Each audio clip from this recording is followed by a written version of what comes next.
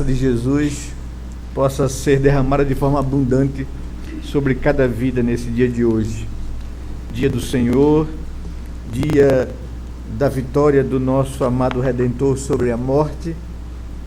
Estamos aqui para celebrar a ressurreição, para celebrar a bondade de Deus, a sua grande demonstração de amor para com o seu povo, nós que fomos alcançados por sua graça e por sua misericórdia.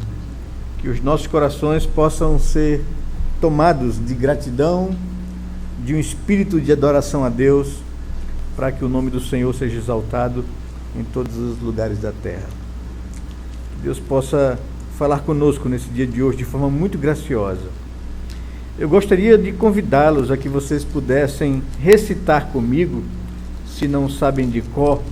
A gente tem aí no nosso inário, na última página, o Credo Apostólico. Vamos abrir aí os nossos inários naquela última página e vamos recitar a uma só voz, todos juntos aqui, o Credo Apostólico.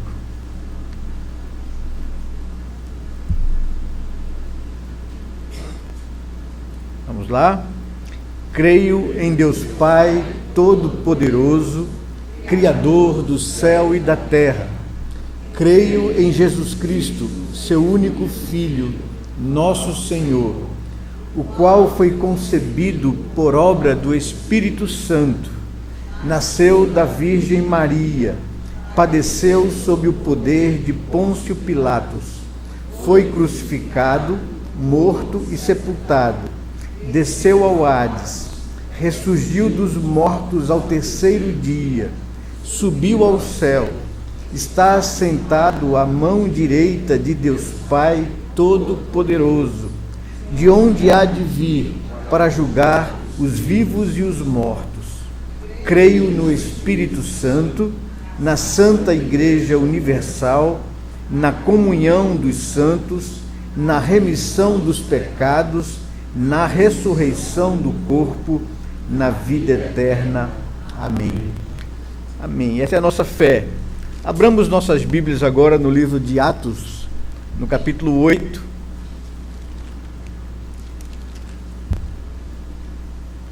E vejamos o que diz os versos 36 a 38. Atos capítulo 8, versos 36 ao 38. Seguindo eles caminho fora, chegando a certo lugar onde havia água, disse o eunuco: eis aqui água, quem impede que seja eu batizado? Filipe respondeu: é lícito, se crês de todo o coração. E respondendo ele, disse: creio que Jesus Cristo é o Filho de Deus. Então mandou parar o carro. Ambos desceram à água e Filipe batizou o eunuco.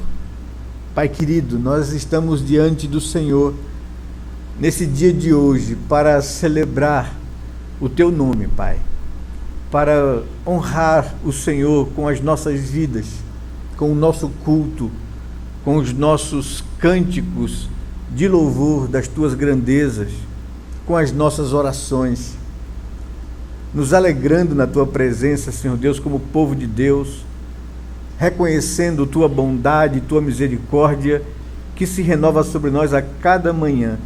Louvamos o Teu nome, Pai amado, desejamos ardentemente ouvir a Tua voz, desejamos, ó Senhor Deus, que o Teu Espírito Santo nos guie a toda a verdade, abra os nossos olhos, o nosso entendimento, para contemplarmos a beleza da Tua palavra, da Tua revelação, Senhor.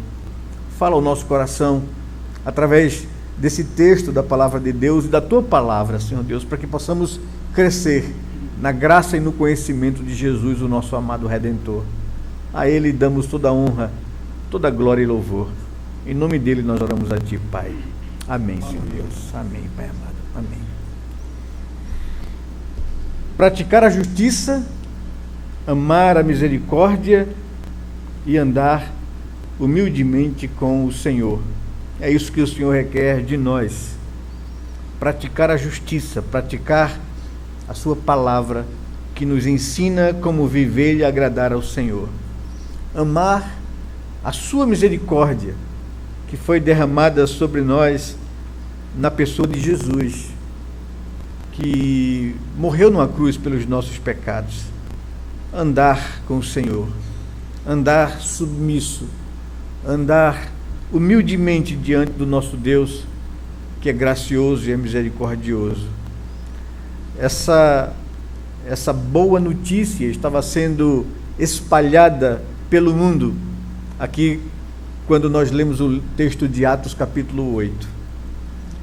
É interessante a gente poder observar o homem no dia de hoje, o homem comum sem Deus, que não pratica a justiça, que não ama a misericórdia e anda de forma arrogante diante de Deus.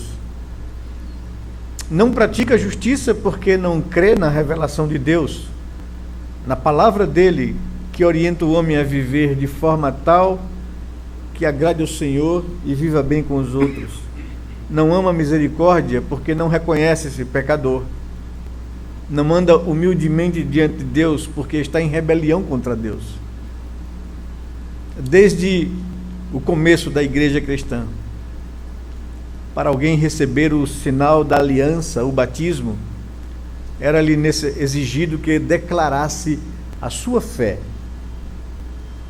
O Senhor Jesus ordenou aos apóstolos que eles deveriam ir por todo o mundo e pregar o evangelho a toda criatura.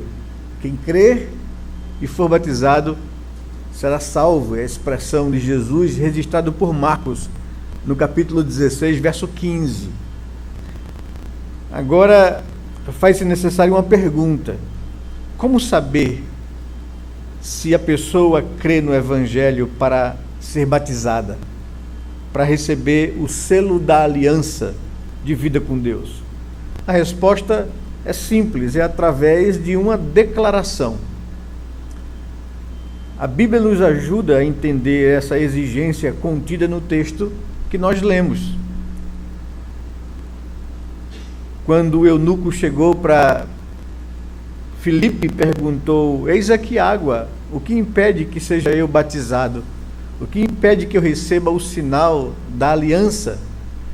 E Filipe disse: é lícito se você crê. E ele então fez a sua declaração de fé: eu creio que Jesus Cristo é o Filho de Deus. Essa foi a declaração de fé. Paulo, quando escreve a sua carta aos Romanos, no capítulo 10, no verso 9 ao verso 13, ele está tratando de que a salvação não era alguma coisa herdada de forma hereditária. Ele estava falando da dureza do coração da nação de Israel, que não reconheceu Jesus como sendo o Messias enviado por Deus. E ele está fazendo uma comparação entre judeus que tinham a revelação, os israelitas. Se não tivesse a prática dessa justiça, se fosse incrédulo a relação à bondade de Deus, de nada adiantaria. E o gentio, que não é alvo da promessa, uma vez entendendo a graça e abraçando a fé, seria salvo. Então a salvação, Paulo argumenta, não vem em decorrência de hereditariedade, mas de uma convicção pessoal e de assumir um compromisso público e declarar essa sua fé diante dos homens. Paulo diz: se com a tua boca confessares aquilo que no teu coração creres que Jesus ressuscitou de entre os mortos, serás salvo. Essa é a palavra dele, essa é a palavra do Senhor. No texto de Atos 8, 36 a 38, o eunuco, que era um alto oficial da Etiópia, superintendente do tesouro nacional de seu país, foi evangelizado por Filipe e desejou entregar seu coração a Jesus. E perguntou a Filipe se alguma coisa lhe impedia de receber o batismo, esse sinal da aliança de Deus. Houve de Filipe a seguinte resposta: não há impedimento algum, se você crê de todo o coração. A expressão do eunuco é simples. O eunuco não era um israelita, ele era um etíope, ele era um prosélito, ele de alguma forma teve contato com a religião de Israel, com o Deus de Israel, e ele veio da Etiópia, o norte e nordeste da África, subiu a Israel, a Jerusalém, para adorar o Deus dos judeus, o Deus dos israelitas. E voltando para casa, Deus providencia para que Filipe saísse de Samaria, onde estava tendo um ministério excelente, de muita produtividade, frutos de conversão. O Espírito Santo conduz Filipe ao deserto, e no deserto Filipe tem um encontro com a comitiva do etíope que estava voltando de Jerusalém para sua terra. O Espírito fala a Filipe para que ele pudesse se aproximar da carruagem, da comitiva, e Filipe é surpreendido ao ver um etíope lendo em hebraico as escrituras do Antigo Testamento. Isso não era comum, era algo excepcional. Como é que alguém dominava a língua israelita, não sendo um israelita? Como é que alguém tinha um rolo do profeta Isaías, não sendo um rabino, não sendo um escriba, não sendo um fariseu, que eram os doutores, conhecedores da lei? Nem o israelita comum tinha uma cópia da Torá ou dos profetas em casa, como um etíope, um gentil, um homem de outra terra tem um rolo do profeta. Deveria ser de fato alguém importante, e o texto de Atos, Lucas classifica. Ele era alto oficial da rainha da Etiópia, ele era o superintendente do tesouro nacional do seu país. Era alguém importante, como se fosse um ministro do exterior, que estava em Israel, voltava para sua casa. E por isso ele pergunta, depois de entender todo o evangelho a ele apresentado, ele diz: mas é lícito a mim, um gentil, receber o batismo como selo da aliança? O batismo que era prática entre a religião de Israel, o batismo de purificação, que era uma ordenação aos israelitas, é lícito a mim sendo um gentil? E a resposta de Filipe é surpreendente, quebra todos os padrões de paradigma religioso de Israel, que achava e identificava que um gentil não era merecedor. E ele diz: há algum impedimento? E Filipe diz: não, não há nenhum impedimento por você ser um gentil. Só há uma coisa que lhe é exigido: se você crê em Cristo e na graça de Deus de todo o seu coração. E o eunuco então faz a declaração da sua fé: eu creio sim que Jesus Cristo é o Messias, é o Filho de Deus.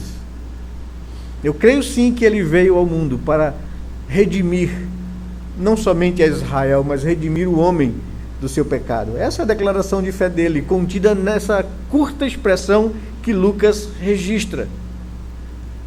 Em outras palavras, a incredulidade ou a falta de fé, ou ainda a não confiança no que a Bíblia declara como sendo a única maneira de alguém ser salvo, é o impedimento, seria o impedimento.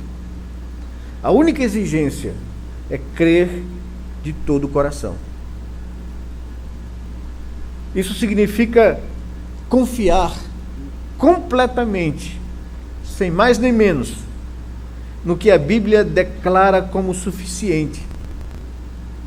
E isso após compreender e aceitar como verdade suficiente de Deus a revelação da sua misericórdia contida na palavra. Certa vez, os discípulos perguntaram a Jesus onde eles poderiam encontrar a verdade que lhes levasse a Deus e a salvação. E o Senhor responde: examinai as Escrituras. porque julgais ter nelas a vida eterna, e elas testificam de mim.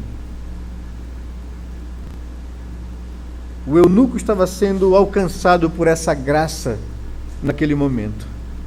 Com o passar dos tempos da igreja primitiva, a igreja cristã, nos primeiros séculos, sentiu a necessidade de definir os pontos fundamentais que deveriam ser aceitos por todos aqueles que desejassem filiar-se à igreja, visto que muitos que diziam-se cristãos introduziam distorções e erros dentro de suas regras ou dentro de suas igrejas.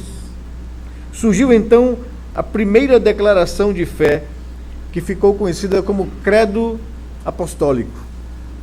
Isso que nós acabamos de ler data dos primeiros séculos do cristianismo e surgiu para conduzir os cristãos a declararem um resumo de todo o ensino apostólico.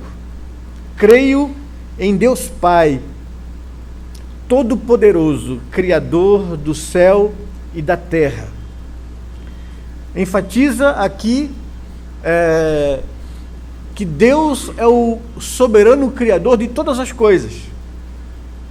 E a declaração de uma pessoa que crê é saber que Deus é o Criador e adorá-lo como criatura e reconhecer a sua soberania e submeter-se à sua vontade.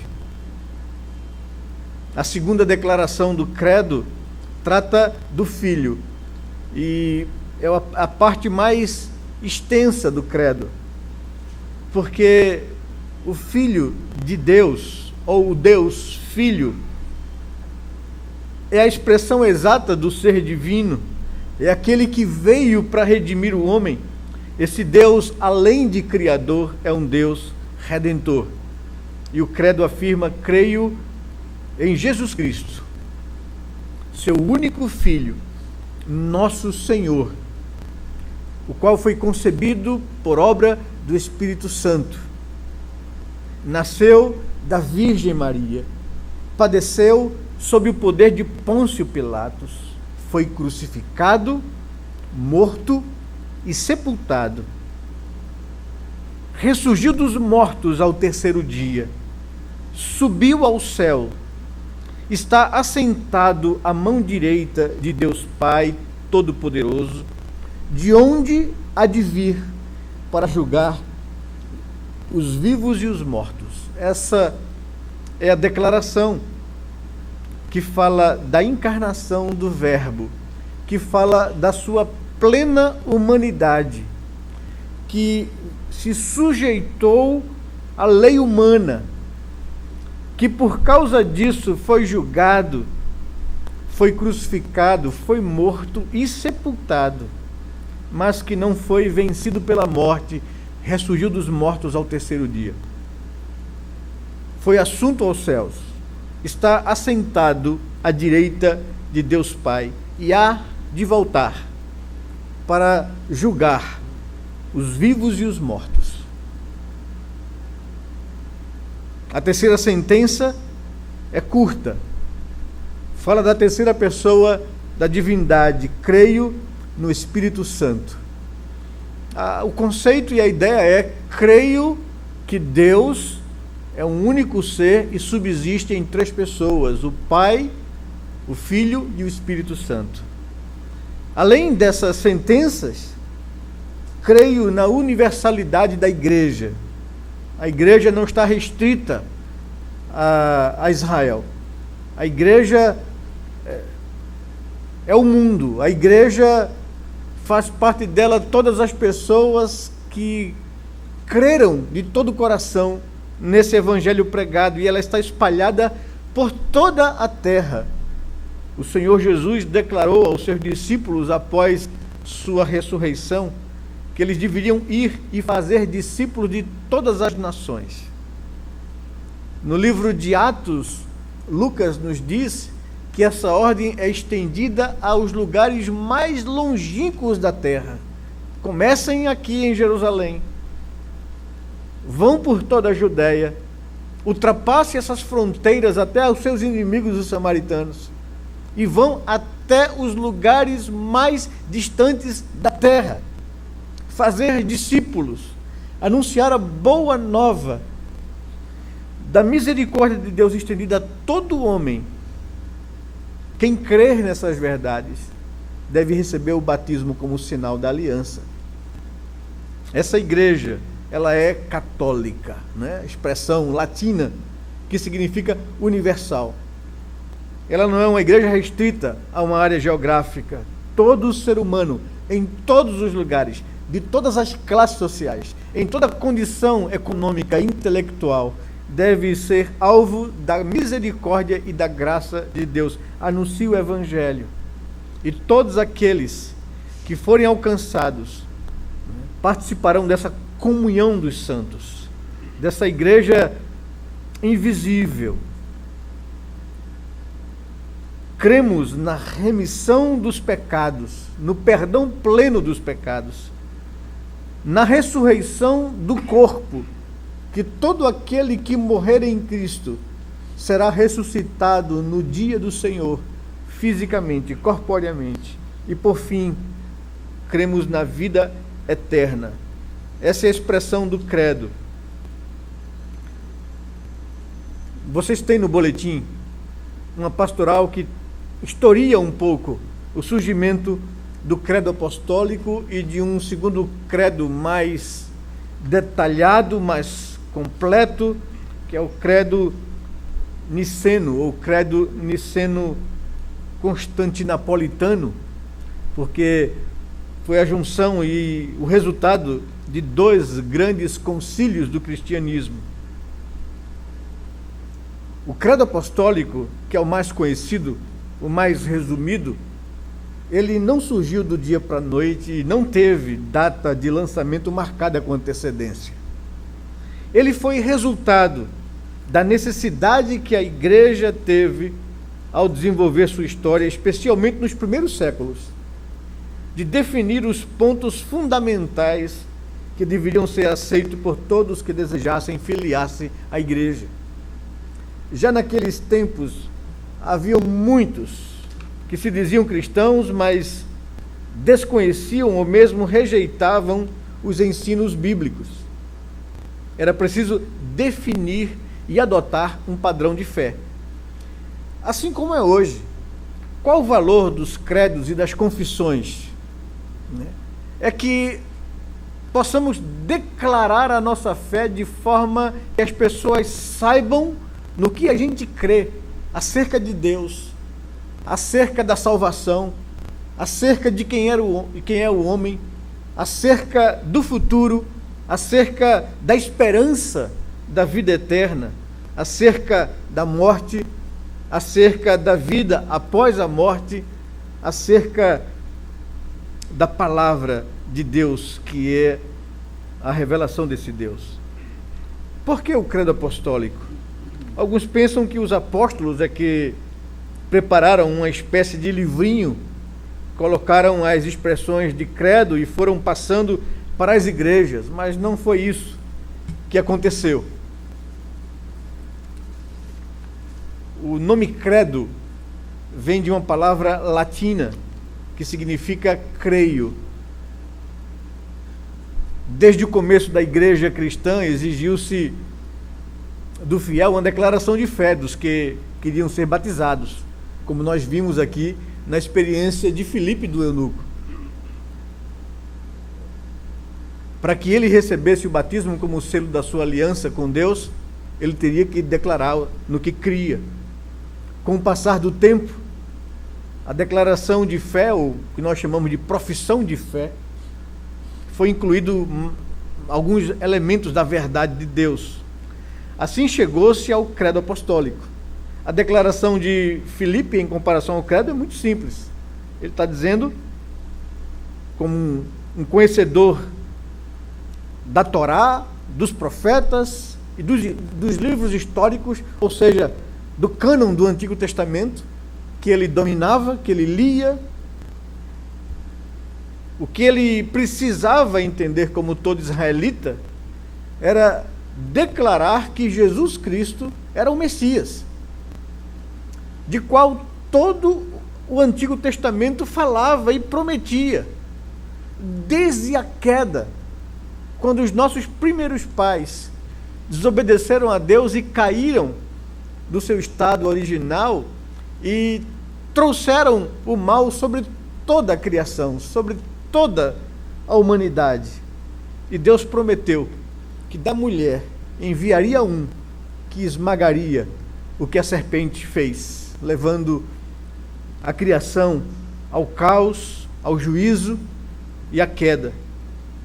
E desde então, toda a escritura do Antigo Testamento aponta na sua revelação que foi sendo entregue de tempo em tempo para aquele que viria, para aquele que restauraria o povo, para aquele que traria graça e salvação. O que o eunuco está aqui declarando é que ele aceitava e entendia que Jesus de Nazaré era esse Messias prometido. E que, como Pedro havia declarado juntamente com os apóstolos, esse Messias é o próprio Filho de Deus encarnado. Era essa a declaração exigida do eunuco que conhecia as revelações do Antigo Testamento. Ele é o Messias prometido.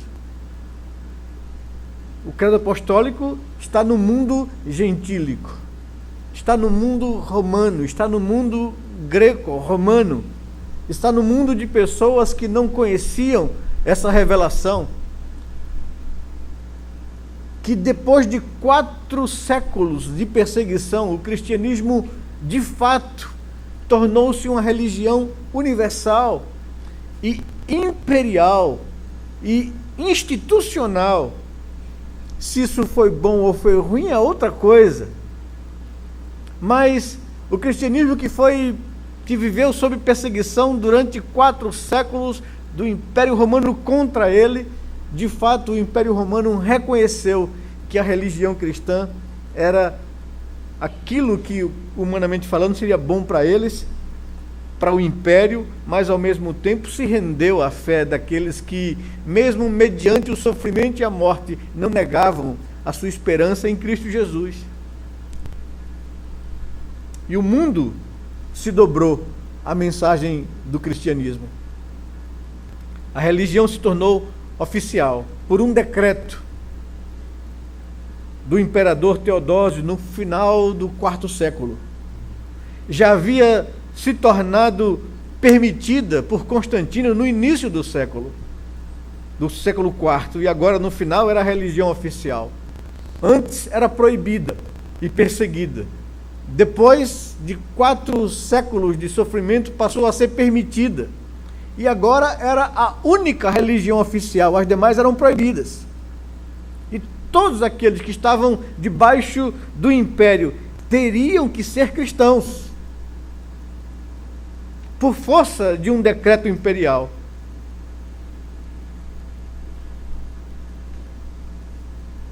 Só que as pessoas não se converteram, não se tornaram cristãs por conversão, por convicção pessoal, e sim por um decreto de um imperador.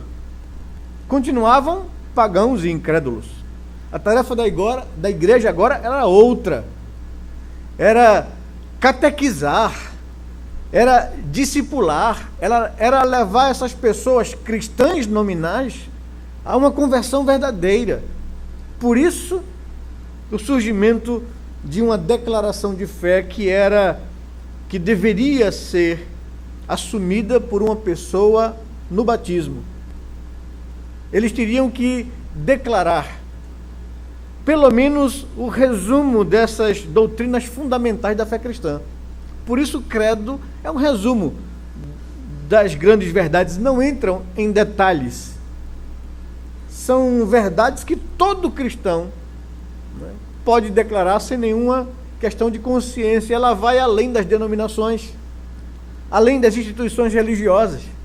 Ela é uma declaração geral que todo cristão deveria conhecer e professar.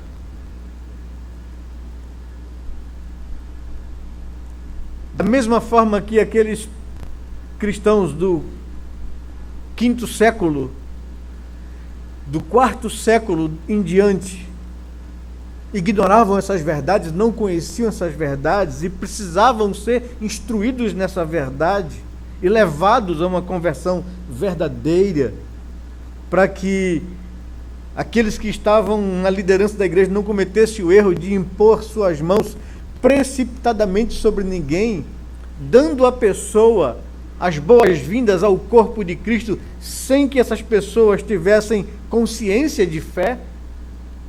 E que foi isso que foi exigido.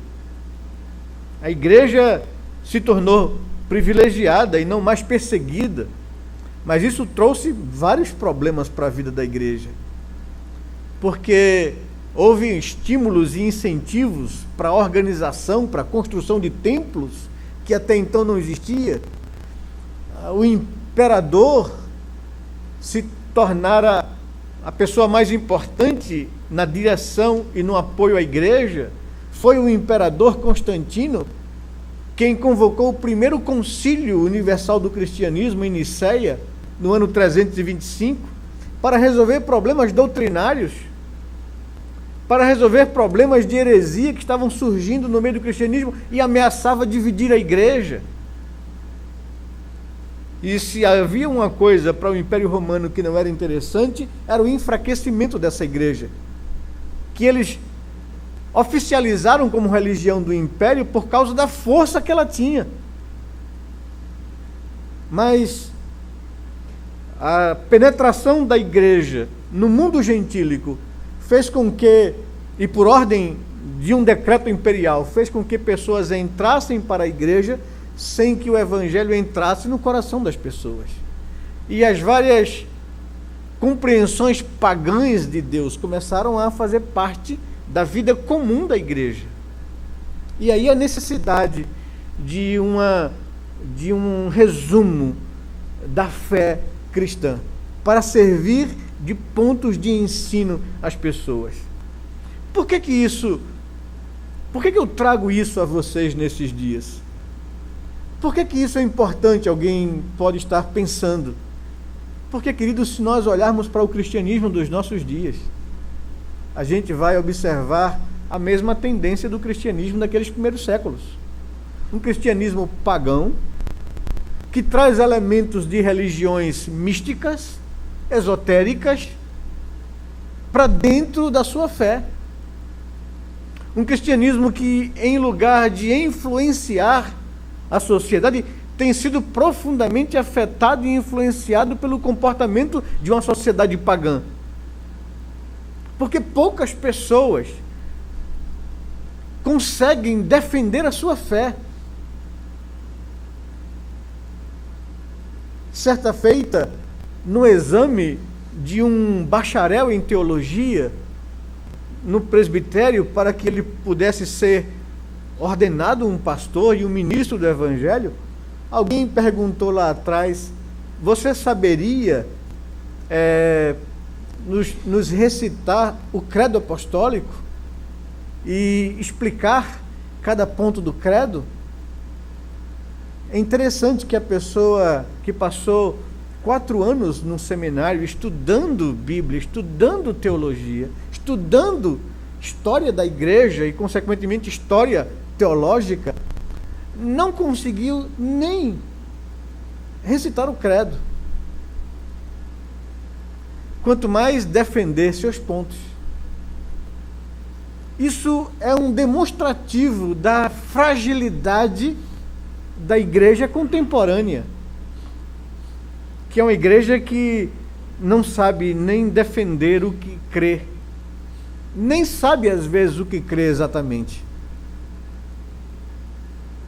Quando Jesus perguntou aos seus discípulos o que as pessoas diziam acerca dele, e quando ouviu a resposta dos seus discípulos dizendo que as pessoas lhe têm em grande conta, assim como têm em grande conta os profetas do Antigo Testamento, como Jeremias, Isaías, Elias, João Batista. E Jesus pergunta: e vocês, o que é que vocês acham de mim?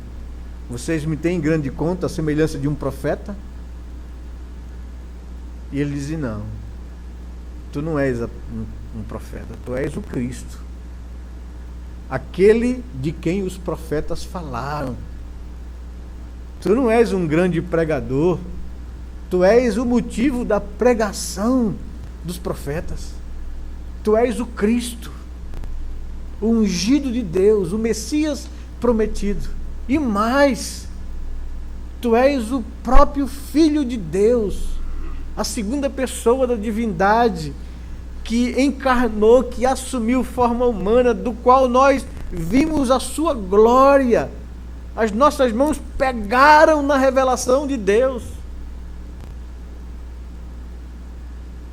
E Jesus diz a Pedro: Pedro, bem-aventurado tu és, porque quem te revelou isso não foi tradição, não foi carne, não foi sangue, não foi hereditariedade, foi meu Pai que está nos céus, porque a fé só pode surgir no coração do homem pela revelação de Deus, do seu Espírito.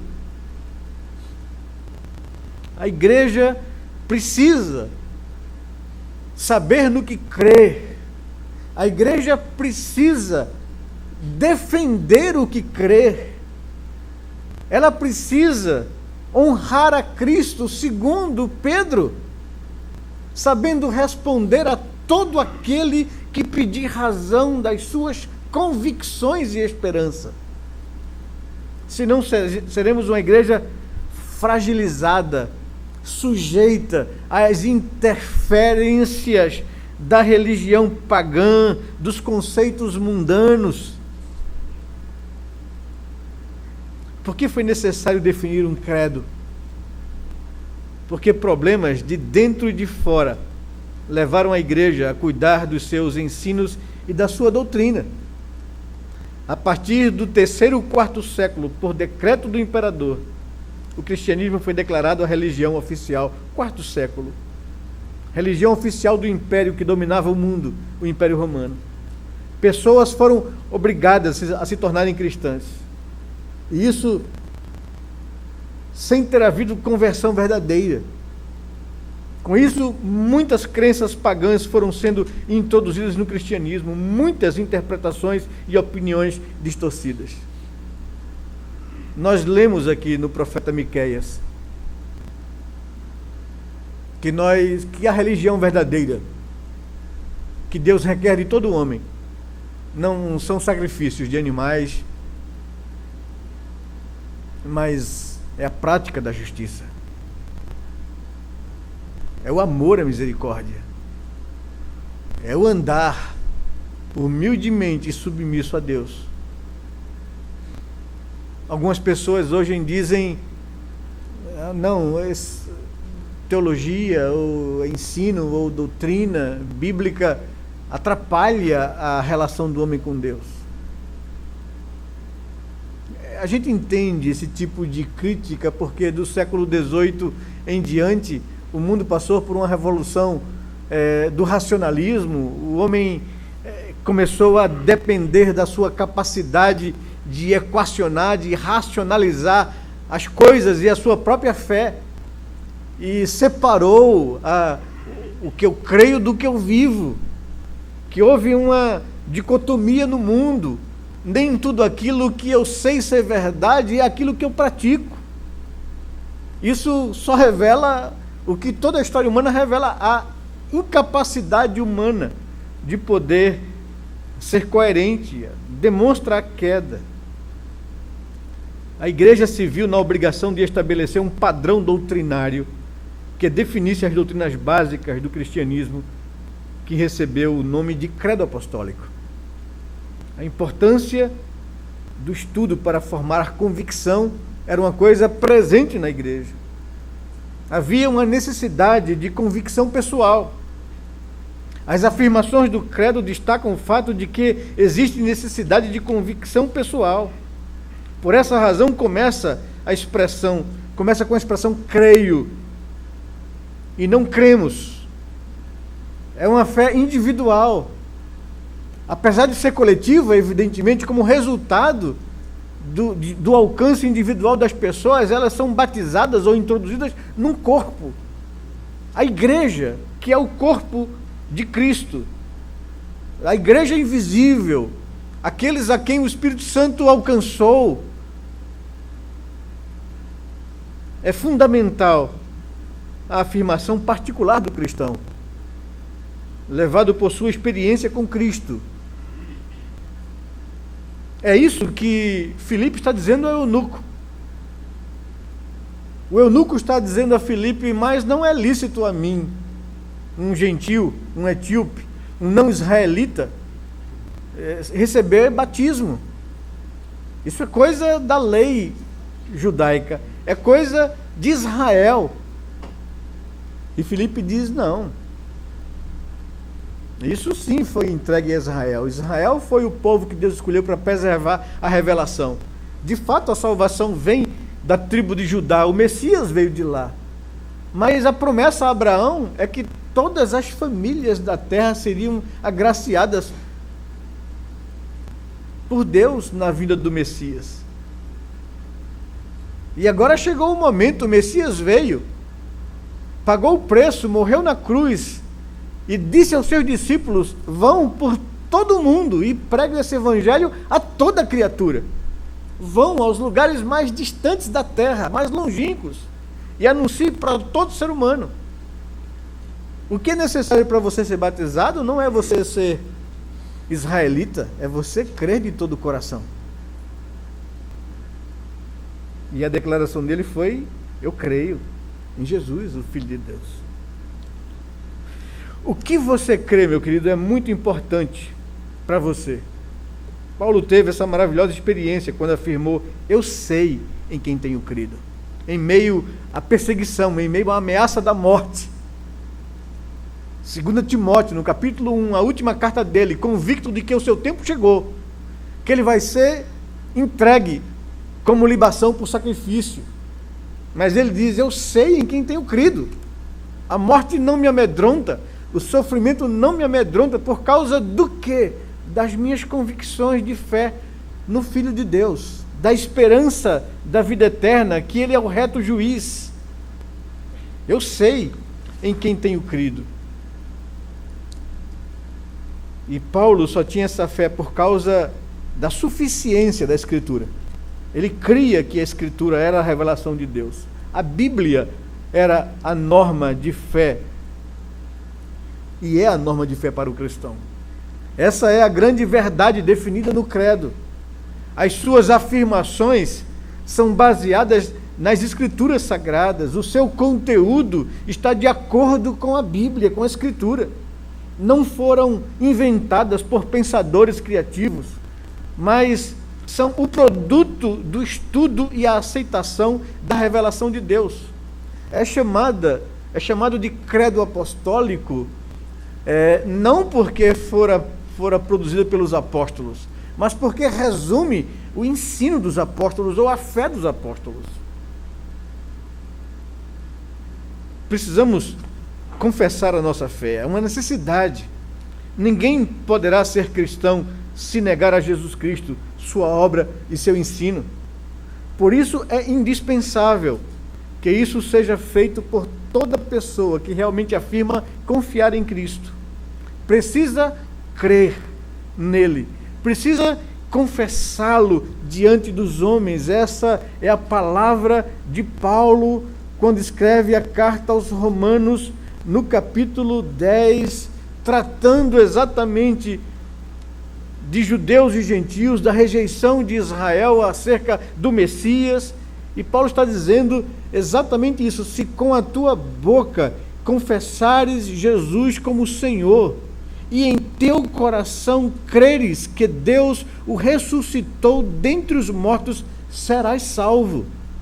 Porque com o coração se crê para a justiça, e com a boca se confessa a respeito da salvação. Isso,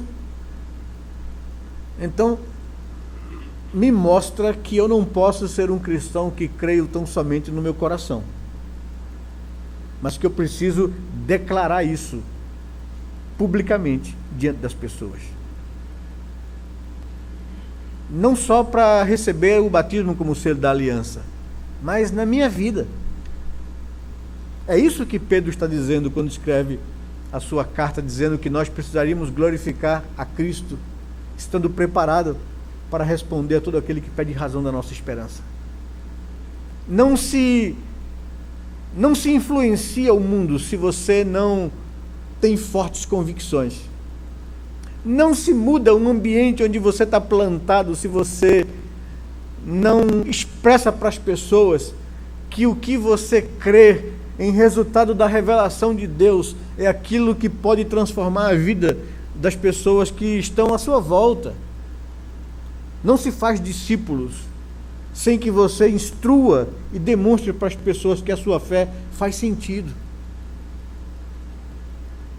Não se pode ser discípulo secretamente.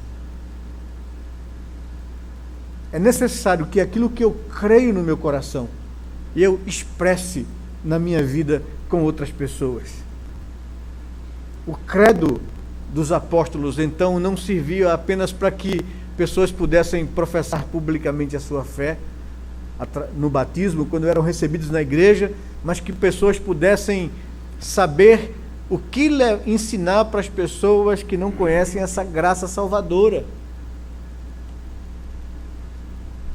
É indispensável que isso seja feito por toda pessoa que realmente afirma confiar em Cristo. Precisa crer nele e confessá-lo. Não como uma pessoa qualquer, nem um grande homem, sábio, grande modelo de virtude, mas como o Senhor de sua vida e Salvador pessoal. Foi isso que o apóstolo Paulo respondeu ao carcereiro em Filipos, quando chocado, quando impactado por aquilo que ele viu. Prendeu 2 homens depois de sofrerem muitos açoites, e esses homens, durante a madrugada, presos no cárcere, ainda louvavam a esse Deus com cânticos. Isso impactou tantos demais encarcerados que aquele lugar se estremeceu, que as portas das cadeias foram abertas. Aquele homem desperta no meio da madrugada, ao perceber aquilo, cai trêmulo diante de Paulo e Silas, antes, evidentemente, de tentar se suicidar, porque havia julgado que os presos fugiram. Mas depois de ser acalmado pelo apóstolo Paulo e por Silas, ele cai aos seus pés dizendo: o que eu faço? O que eu preciso fazer para ser salvo? O que é isso que faz com que homens são açoitados e espancados a noite toda, e ao ser colocado no cárcere ainda tem forças e coragem para estar agradecendo e louvando a esse Deus? O que é isso? E o que eles ouvem dos apóstolos é: creia que Jesus Cristo é Senhor, e em consequência disso serás salvo, tu e tua família.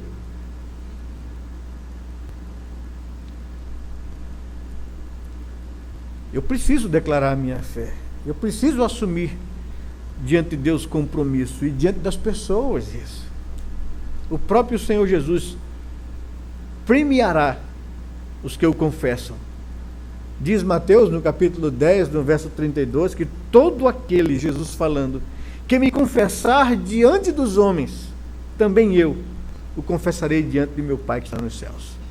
Então isso nos ensina, amados, que ter convicção daquilo que eu creio não implica somente no momento de recebimento numa igreja visível, mas é uma questão de vida, de modus operandi de vida, de comportamento de vida, onde no meio em que Deus me colocar, eu sei dizer para as pessoas, eu entendo que essas verdades que eu creio é a única esperança de mudar o meio em que eu vivo, e eu possa anunciar para as pessoas isso que transformou a minha vida, que me fez nova criatura. Por que eu trouxe esse assunto hoje? Porque, por incrível que pareça, o cristianismo de nossos dias tem se assemelhado ao cristianismo do 4º século, do 5º século da igreja medieval.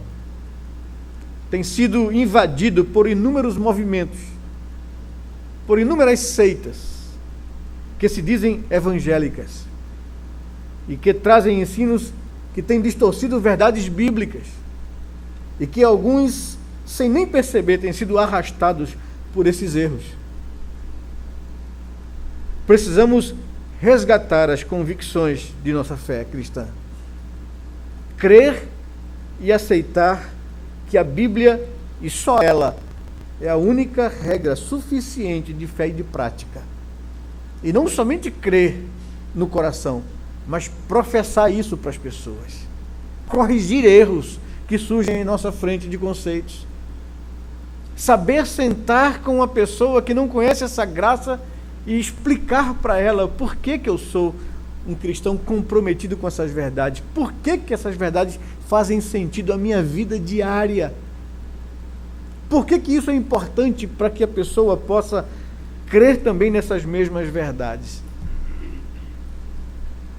Se com a tua boca confessares a Jesus como Senhor e em teu coração creres que Deus o ressuscitou dos mortos, serás salvo.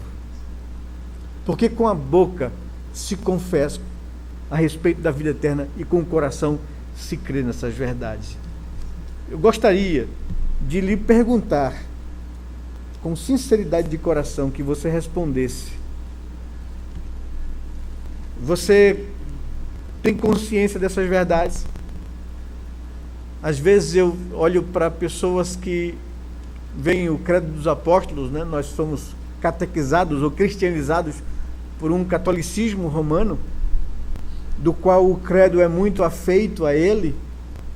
Inclusive, eu sempre gosto de enfatizar isso para vocês, duas expressões que há no credo e que a gente recitou aqui, não se encontra de fato nas versões originais ou primeiras do credo. Foi acrescentado na igreja medieval, no 8º século, a expressão desceu ao Hades e a expressão comunhão dos santos. Desceu ao Hades é complicado, se não for compreendido biblicamente, porque surgiu para dar base ao ensino do purgatório. E não faz parte do credo original nas versões do 4º século, 5º século. Passou a fazer parte a partir do século VIII. E que nós deveríamos até tirar da nossa confissão. Mas as demais coisas são verdades bíblicas que eu preciso saber defender e mostrar às pessoas por que isso faz sentido. Desejo do nosso coração é que nós não sejamos cristãos por hereditariedade, por tradição, mas sermos discípulos de Jesus, pessoas comprometidas com a graça de Deus. Creio em Deus Pai Todo-Poderoso, Criador dos céus e da terra. Creio em Jesus Cristo, seu único Filho, o qual foi concebido por obra do Espírito Santo. Nasceu de uma virgem, ele é humano, ele é um ser histórico. Esteve sob o julgamento e o poder de Pôncio Pilatos. Foi crucificado numa cruz, morreu e foi sepultado. Mas ao 3º dia, como havia prometido, ressurgiu dos mortos, subiu aos céus, está assentado no trono da glória à direita do Pai. De lá virá para julgar vivos e mortos. Creio no Espírito Santo. Creio na universalidade da igreja, espalhada por todos os cantos desse mundo. Creio na ressurreição do corpo, que todos aqueles que morreram em Cristo Jesus, se Jesus voltar antes de partirmos, nós testemunharemos a sua ressurreição. Dessas pessoas, todos serão ressurretos e vencerão a morte. Nós que estivermos vivos seremos arrebatados juntamente com eles para a glória. Creio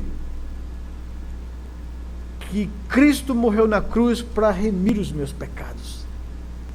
Creio na vida por vir, na vida eterna, em glória com o Senhor, sem culpa, sem pecado, uma vida plena que o Senhor nos concedeu na encarnação do seu Filho.